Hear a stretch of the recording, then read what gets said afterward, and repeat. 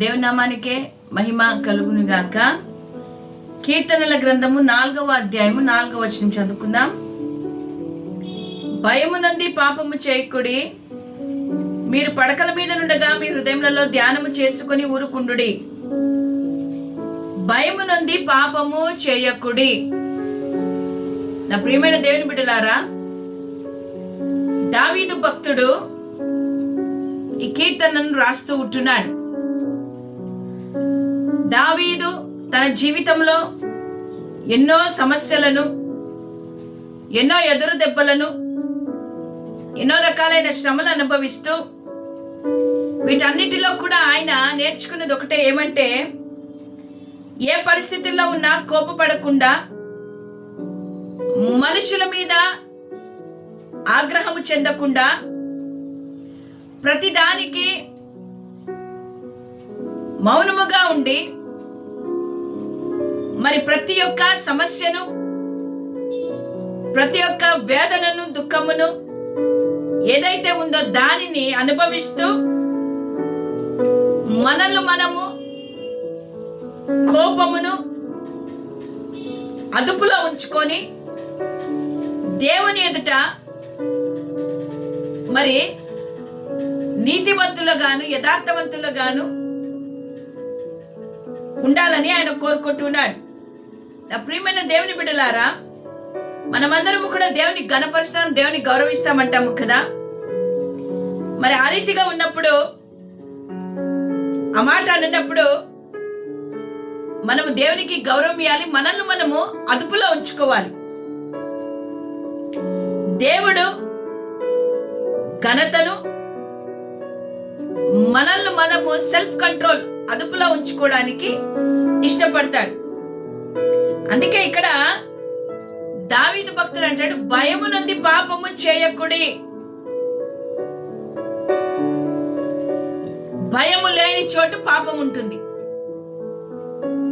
ఎవరి భయం లేదు? దేవుని భయం లేకున్నప్పుడు పాపము చేస్తాం. భయము ఉన్నప్పుడు మనల్ని మనము మన అదుపులో ఉంచుకుంటాం.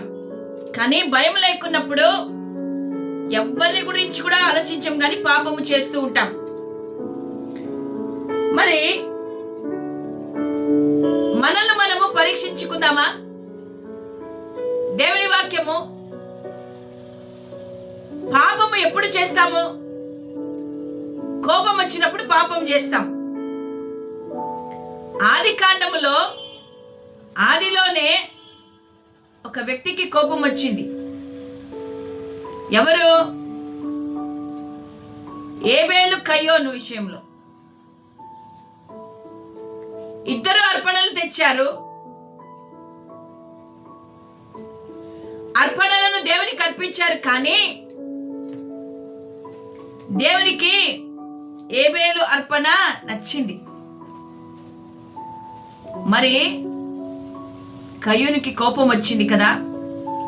కోపం వచ్చింది కాబట్టే ఆ కోపమును అణుచుకోలేక, ఆ కోపం వచ్చినప్పుడు పాపము చేశాడు. ఏ పాపము చేశాడు? నరహత్య చేశాడు. చూడండి దేవుని బిడ్డలారా, కోపము ద్వారా మన జీవితాలలో తెలియకనే మనం పాపము చేస్తున్నాం. అందుకనే దేవుని వాక్యం చెప్తుంది, భయము నుండి పాపము చేయొద్దండి, మీలో ఉన్న కోపాన్ని మీరు అణిచి ఉంచుకోండి. దానిని ఇంగ్లీష్లో సెల్ఫ్ కంట్రోల్ అంటారు. తగ్గించుకొని మన కోపాన్ని మనము ఆధీనంలో, స్వాధీనంలో ఉంచుకునే వారిగా ఉండాలి. నా ప్రియమైన దేవుని బిడ్డలారా, ఈ రోజుల్లో చిన్న చిన్న విషయాలకే మనుషుల మీద కోపం చేసుకుంటున్నాము. అనేక రకాలుగా గొడవలు పడుతున్నాము. దాని ద్వారా పాపము చేస్తూ ఉంటున్నాం. మరి ఎఫెసీయులకు రాసిన పత్రిక 4వ అధ్యాయమును 25-26 వచనంలో ఈ రీతిగా 26 వచనంలో ఈ రీతిగా రాయబడింది, కోపపడుడి గాని పాపము చేయకుడి. అపవాదికి చోటు ఇవ్వకుడి. కోపపడాలి కానీ పాపము చేయకూడదు. కయ్యను కోపపడ్డాడు కానీ పాపము చేశాడు. మనం ఎవరికి చోటిస్తున్నాము? సాతానుకు, అపవాదికి చోటిస్తున్నాం పాపం చేయడానికి. కోపము ద్వారా సాతానుకు మనం ఆహ్వానం ఇస్తూ ఉంటున్నాం కదా. నా ప్రియమైన దేవుని బిడ్డలారా, ఈరోజు మన జీవితాలలో కోపము ద్వారా ఎన్ని నష్టాలు మనం పొందుకుంటూ ఉన్నాము. మనకు తెలియకనే పాపములు చేస్తూ ఉంటున్నాం. కీర్తనల గ్రంథం 46వ అధ్యాయం 10వ వచనంలో, ఊరుకుండుడి, నేనే దేవుడినని తెలుసుకొనుడి. ఊరుకోండి. దేవుడు ఏమైనాడని తెలుసుకున్నప్పుడు, దేవుడు గొప్పతనాన్ని తెలుసుకున్నప్పుడు నీవు దేవునికి భయపడతావు. దేవునికి భయపడిన నీవు పాపము చేయవు. దేవుని భయము నీలో ఉంటే నువ్వు అబద్ధమాడవు. దేవుని భయము నీలో ఉంటే నువ్వు మోసము చేయవు. దేవుని భయము నీలో ఉంటే నువ్వు వ్యభిచారము చేయవు. దేవుని భయము నీలో ఉంటే నువ్వు ఆజ్ఞలకు లోబడతావు.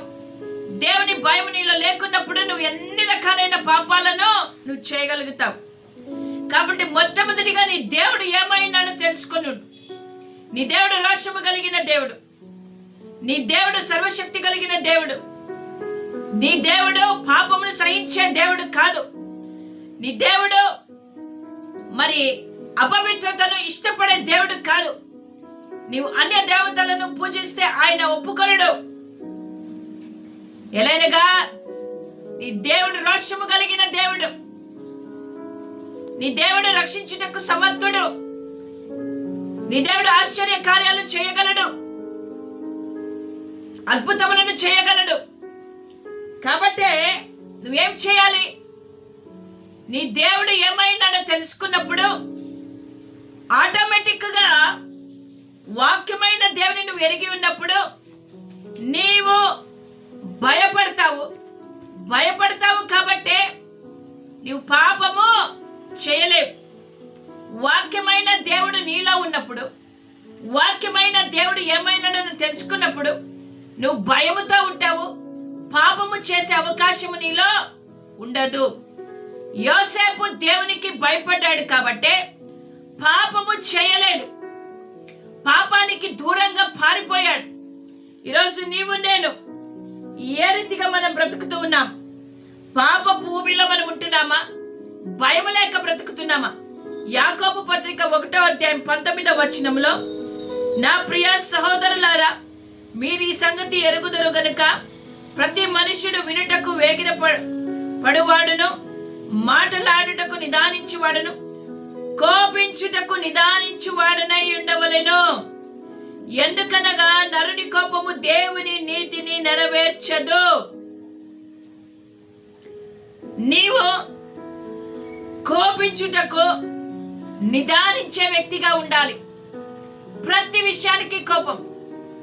తల్లిదండ్రుల మీద కోపపడడం, భార్యల మీద, భర్తల మీద, పిల్లల మీద, సంఘ కాపరి మీద, సేవకుల మీద కోపపడుతున్నావు.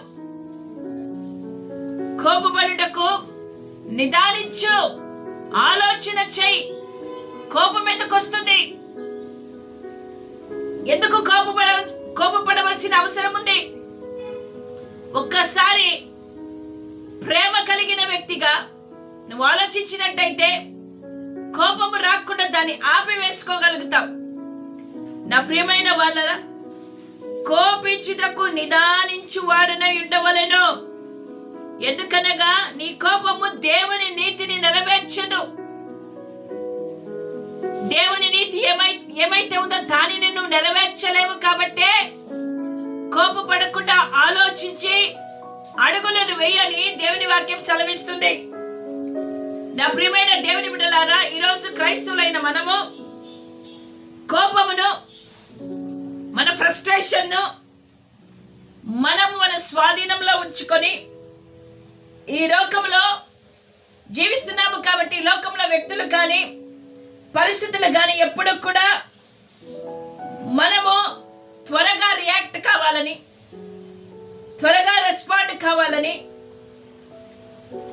మనము కోపపడాలని ఆశిస్తున్నారు, కానీ దేవుని వాక్యము, దేవుని యొక్క చిత్తము నెరవేర్చే వారిగా మనం ఉండాలంటే మనము మనల్ని పరీక్షించుకొని మనము ఎక్కడ బలహీనమో అక్కడ బలపడడానికి దేవుని సహాయం అడగాలి. ప్రాముఖ్యంగా మనకున్న ఒత్తిడిలో, టెన్షన్లో, ఫ్రస్ట్రేషన్ అయి కోపపడుతూ ఉంటాం. నా ప్రియమైన దేవుని బిడ్డలారా, ఈ ఉదయ కాలమున దేవుని అడుగు, దేవా భయము నుండి నేను పాపము చేయకుండానట్టుగా, నాలో కోపం ఉన్నప్పుడు నేను పాపము చేస్తాను తెలియకనే, కోపం ఉన్నప్పుడు మనుషుల మీద అబద్ధ సాక్ష్యాలు పలుకుతాం, కోపం ఉన్నప్పుడు మనుషుల్ని కొడతాం, ద్వేషిస్తాం.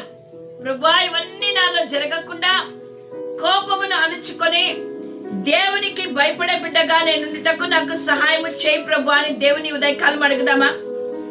నా ప్రియమైన దేవుని బిడ్డలారా, మత్తయి సువార్త 5వ అధ్యాయం 22వ వచనంలో యేసుక్రీస్తు ప్రభువు కూడా మనల్ని మనము ఏ రీతిగా తగ్గించుకోవాలో ఆయన నేర్పుతూ ఉన్నాడు. మరి కావున నీవు బలిపీఠమునద్ద అర్పణను అర్పించుచుండగా నీ మీద నీ సహోదరునికి విరోధమైనది కలదని అక్కడ నీకు జ్ఞాపకం వచ్చినలా అక్కడే బలిపీఠం ఎదుట నీ అర్పణను విడిచిపెట్టి మొదట వెళ్ళి నీ సహోదరునికి సమాధానపడు, అటు తర్వాత వచ్చి నీ అర్పణను అర్పించు. నా ప్రియమైన దేవుని బిడ్డలారా, ఈరోజు మనము సహోదరుని మీద కోపపడి సహోదరుని వ్యర్థుడా అని పిలుస్తూ మనము దేవుని సన్నిధిలో నిలబడి ప్రార్థన చేసినా, అర్పణలు అర్పించినా అవి స్వీకరించబడవు. నేను మీతో చెప్పునదేమనగా, తన సహోదరుని మీద కోపపడు ప్రతివాడు విమర్శకు లోనగును. నీ సహోదరుని మీద నువ్వు కోపడుతున్నావు కాబట్టే జాగ్రత్త. నీవు విమర్శకు లోనగుతావు. నీ సహోదరుని క్షమించి ప్రేమించు. భయపడు, దేవునికి భయపడు, పాపము చేయకుండా జాగ్రత్త పడు. ఈరోజు మనము పాపము చేస్తూ ఉన్నాం, అపవిత్రులుగా ఉంటున్నాం, మనల్ని మనమే సమర్థించుకొని గొప్పవారు అనుకుంటున్నాం. ఆ రీతిగా మనం ఉండకుండా, భయము నుండి పాపము చేయకుండా, మన పడకల మీద ఉండంగానే మనం ఇంకా పడకలలో ఉన్నప్పుడే మన హృదయంలో ధ్యానము చేసుకొని, దేవా నన్ను క్షమించు, దేవా కోపము నన్ను ఏలకుండా, నేను పాపము చేయకుండా, పాపమునకు బానిస కాకుండా నన్ను నువ్వు కాపాడు ప్రభువా. దేవుడు ఉన్నాడు, దేవుడు చూస్తున్నాడు, దేవుడు వింటున్నాడు అనే భయము నాలో కలుగునుగాక. నేను పడకలోనే, నా హృదయంలోనే నిన్ను ధ్యానము చేసుకుంటానయ్యా. నా ధ్యానములో నువ్వు ఉన్నప్పుడు, నా హృదయంలో ఉన్నప్పుడు పాపమునకు నాలో చోటు ఉండదు. నేను పాపము చేయలేను, కోపం ఉండదు. యేసుక్రీస్తు ప్రభువు కోపపడిన వ్యక్తి కానే కాదు. ఒక్క దగ్గర మాత్రమే ఆయన కోపపడ్డాడు. ఎక్కడో తెలుసా? ఆయన యొక్క మందిరమును దొంగల గుహగా మార్చాలని ఆయన కోపపడ్డాడు. అవును, నా ప్రియమైన దేవుని బిడ్డలారా, యేసుక్రీస్తుకు కలిగిన స్వభావం మనము కలిగి ఉండాలి.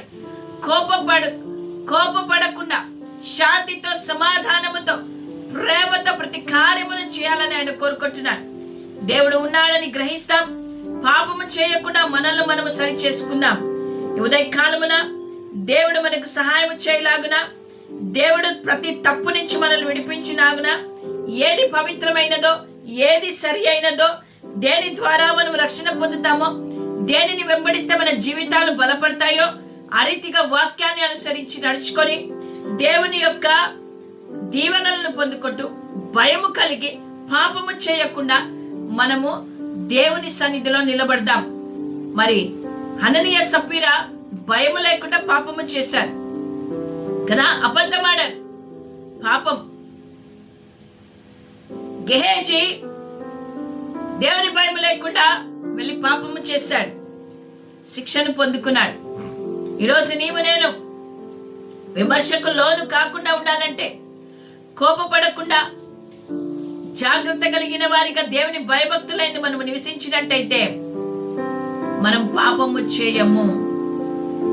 పాపమునకు మనలో చోటు లేకుండా మనల్ని మనము సరి చేసుకుందాం.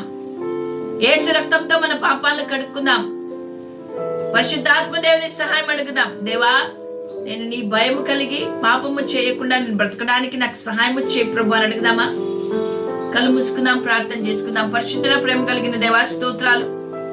భయమున్నది మేము పాపము చేయకుండా నీ సన్నిధిలో ప్రభా నిందారహితులుగాను పరిశుద్ధులుగాను మేము నిలబడడానికి మీ కృపను మాకు అనుగ్రహించమని, మమ్మల్ని బలపరచమని యేసు నామములో అడుగుతుంటున్నాము తండ్రి. ఆమేన్.